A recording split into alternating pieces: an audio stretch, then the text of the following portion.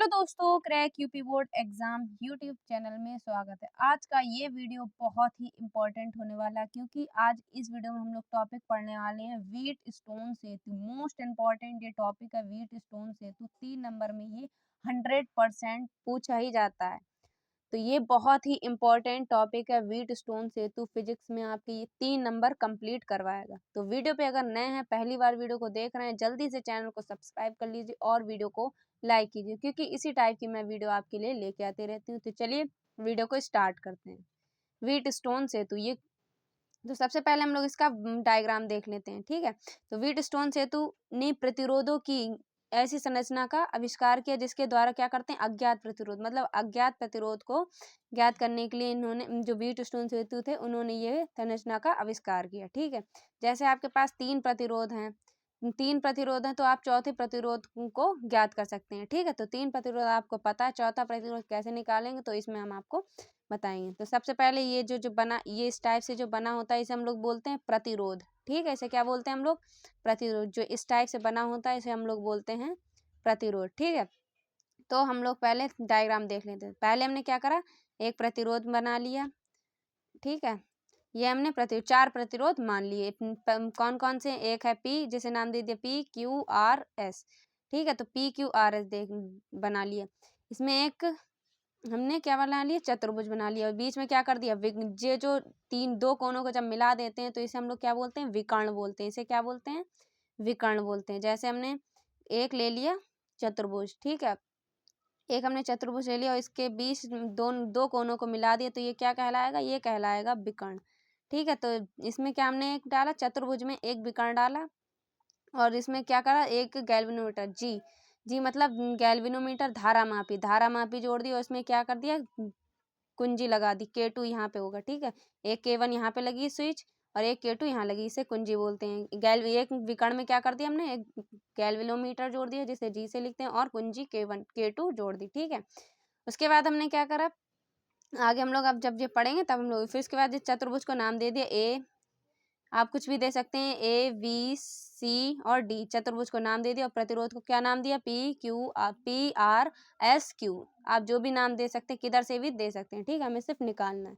तो ये चलिए पढ़ते हैं। व्हीट स्टोन सेतु ने प्रतिरोध की एक ऐसी संरचना का आविष्कार किया जिसके द्वारा अज्ञात प्रतिरोध ज्ञात किया जा सकता है। इसके लिए इन्होंने क्या करा, 4 प्रतिरोधों को श्रेणी क्रम में जोड़ा, ठीक है।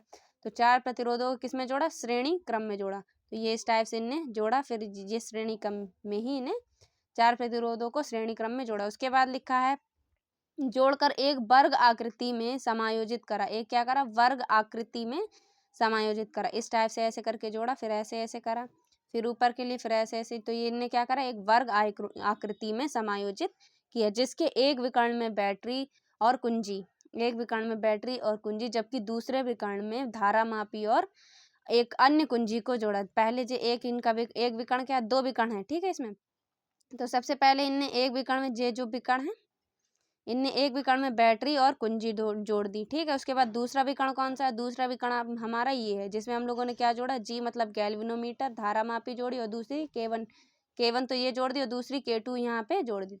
तो एक विकर्ण ने इनने बैटरी, जबकि दूसरे विकर्ण में गैल्वेनोमीटर मतलब धारामापी और एक अन्य कुंजी को जोड़ा, ठीक है। उसके बाद लिखा है कि माना 4 प्रतिरोध पी क्यू आर एस श्रेणी क्रम में जोड़े गए हैं तो जिनके एक विकर्ण में बैटरी E1 और कुंजी K1 जबकि दूसरे विकर्ण में धारामापी G और दूसरी कुंजी K2 को जोड़ा। जो भी हमने आपको बताया पहले में, जो नीचे क्या, यहाँ पे आपकी क्या जुड़ी, यहाँ पे बैटरी एक जुड़ी और यहाँ पे एक कुंजी जुड़ी है, ठीक है। और दूसरे विकर्ण में G मतलब गैल्वेनोमीटर और धारामापी और K2 को जोड़ दिया। उसके बाद यदि कुंजी K1 और K2 दबाने पर धारामापी में कोई विक्षेप ना हो तो व्हीट स्टोन सेतु संतुलन की अवस्था में रहता है। तो इसमें क्या लिखा है कि यदि K1 K2 कुंजी को जब दबाते हैं तो उसमें धारामापी में कोई विक्षेप ना हो तो व्हीट स्टोन सेतु क्या रहता है, संतुलन की अवस्था में रहता है, ठीक है।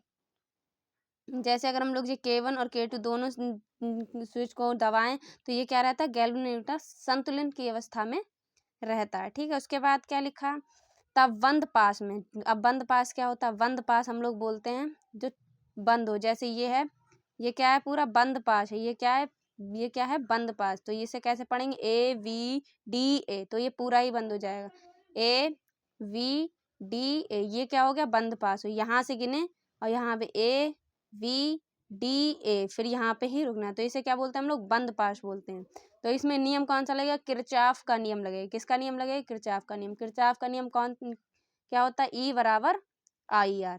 E को बोलते हैं इलेक्ट्रोमोटिव फोर्स, I को बोलते हैं धारा, और R को रेजिस्टेंस, प्रतिरोध। ठीक है, उसके बाद है, अब बंद पास में ले लिया हमने, पहले कौन सा लिया, AVDA, जो अभी हमने आपको बताया वो लिया।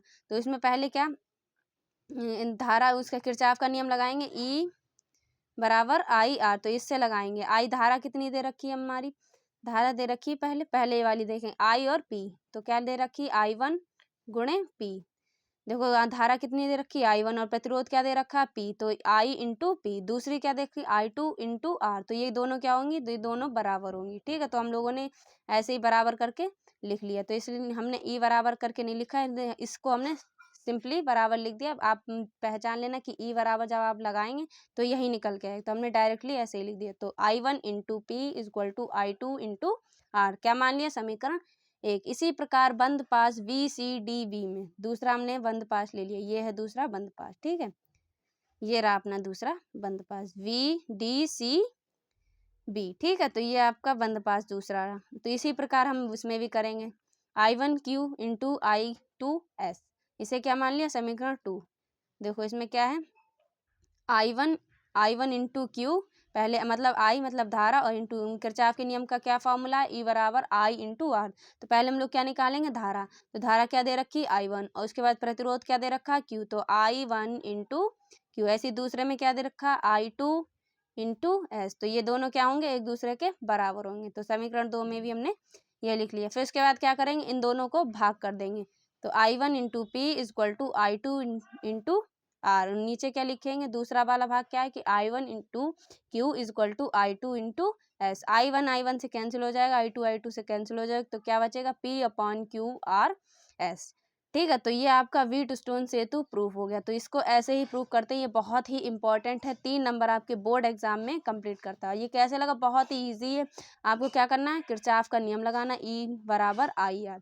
अब ये कितना दे रखा है, पहले हमने I1 इंटू पी रख रखा था, और ये दोनों क्या है, और उसके बाद E2 निकालेंगे, तो क्या दे रखा है, I2 इंटू R। तो इसी टाइप से आप किरचॉफ का नियम लगाएंगे और ये आपका प्रूवमेंट फाइनल निकल आएगा। तो फाइनल प्रूवमेंट क्या है, P upon Q is equal to R upon S. अगर इस पे आपका कोई मतलब न्यूमेरिकल्स वगैरह आ जाए, बाई चांस 5 नंबर पूछ लेता कि किरचॉफ के नियम की सहायता से व्हीटस्टोन सेतु को सिद्ध कीजिए। ठीक है, उसके बाद इसके कुछ न्यूमेरिकल्स भी दे देगा। अगर 5 नंबर में आएगा तो आपसे इस टाइप से पूछे कि किरचॉफ के नियम की सहायता से व्हीटस्टोन सेतु सिद्ध कीजिए, उसके बाद आपको न्यूमेरिकल्स दे देगा।